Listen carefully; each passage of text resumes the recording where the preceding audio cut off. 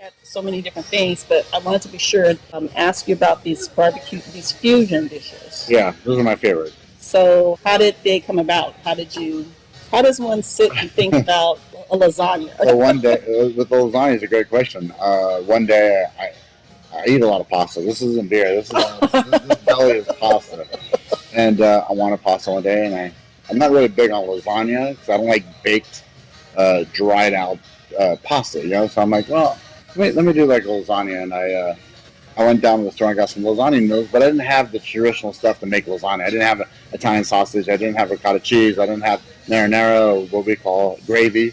So I'm like, well, I'm going to use what I have here.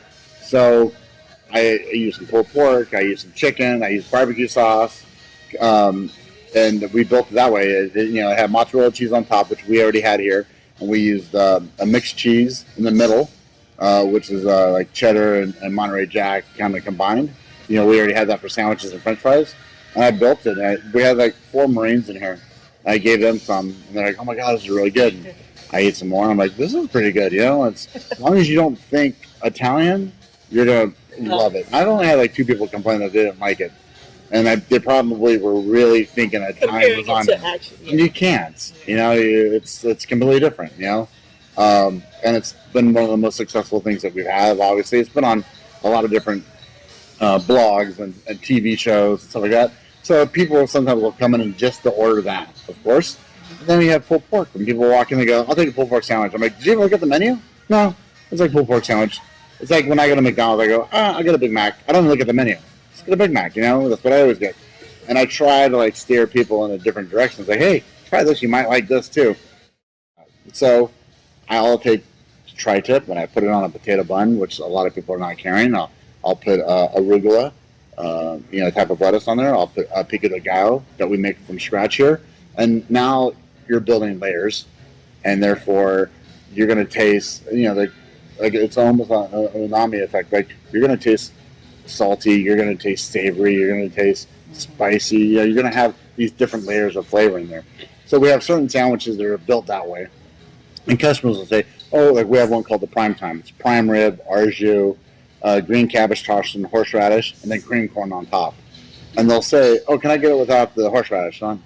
No, you can't. You can pick a different sandwich, but you can't have that one because you're going to complain that it doesn't taste right because you're taking out that corner piece of the puzzle. Like those pieces are all there for a reason because one's going to be too fatty, one's going to be too salty, one's going to be too heavy, like creamy. So that acid and stuff in there that you're building it is going to separate it. So when you go to eat it, you're going to have a good bite.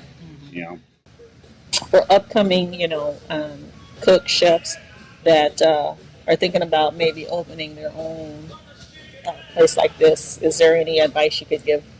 Well, you just got to stick to it. You have to be committed to what you like. I remember when Guy Fieri came in here, and I had something on the window, and I had like all our Yelp review, like how many stars we had and how many reviews we had, and people used to tell me like, "Oh, this sounds really good if you didn't have this on it, or if you added pickles." So then I would change the menu and put pickles on it, and then the next person would go, "I like this sandwich, but why is there pickles on it?"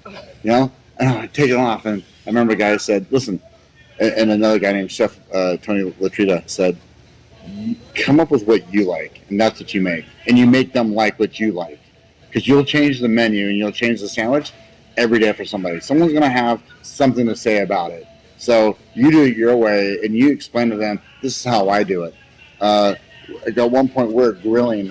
We would, on our flat top, which is like a big griddle, we would put tri-tip on it and kind of like sear the ends on both sides.